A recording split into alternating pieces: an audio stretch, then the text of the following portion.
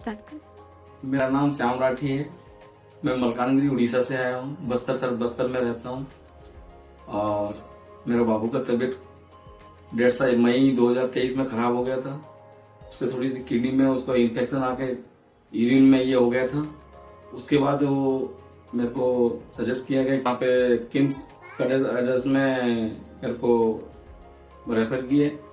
फिर मैं यहाँ पे आया तो यहाँ पे मेरे बाबू की सर्जरी हुई। सर दीपक गोयल हैं, बहुत ही अच्छे सर हैं।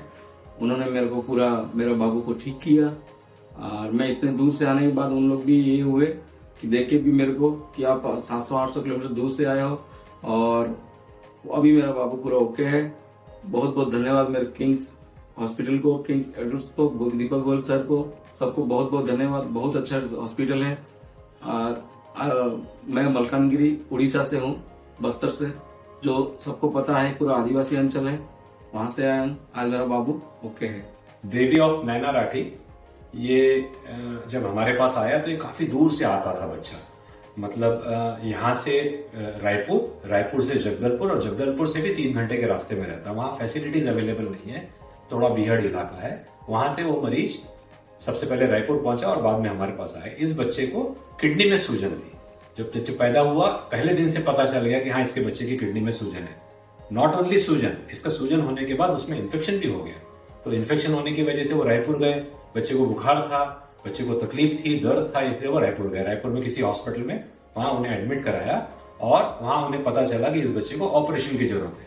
नागपुर में अपने किसी रिश्तेदार के पहचान की वजह से वो नागपुर आए और हमने यहाँ पर उस बच्चे को देखा तो उसे कंजेनाइटल पेल्वी यूरेट्रिक जंक्शन, जिसको PUJO कहते हैं, ये बीमारी थी। मतलब जहां से किडनी में से यूरिन बाहर निकलती है, तो किडनी से जैसे यूरिन बाहर निकलती है उससे बाहर वाला जो रास्ता है वो रास्ता बंद था। इस रास्ते के बंद होने की वजह से किडनी में सूजन आ गई और नीचे यूरिन पास नहीं हो रहा ढंग से और इस किडनी में इन्फेक्शन भी हो गया।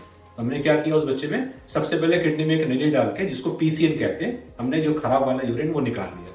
4 से 5 दिन उसे एडमिट रखा। 4-5 दिन एडमिट रखने के बाद वो इन्फेक्शन कंट्रोल हो गया।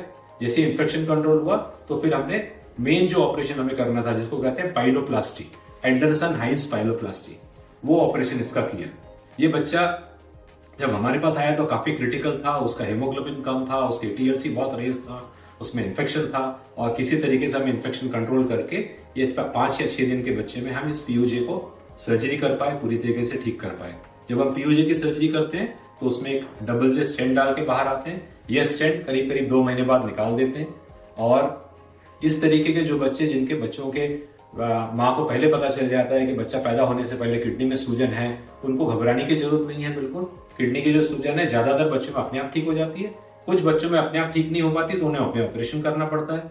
ये ऑपरेशन हर एक पद्धति से होता है। ये ऑपरेशन ओपन सर्जरी भी होती है, इसमें लैप्रोस्कोपी द्वारा सर्जरी करी जाती है, जिसको लैप्रोस्कोपिक पाइलोप्लास्टी कहते हैं।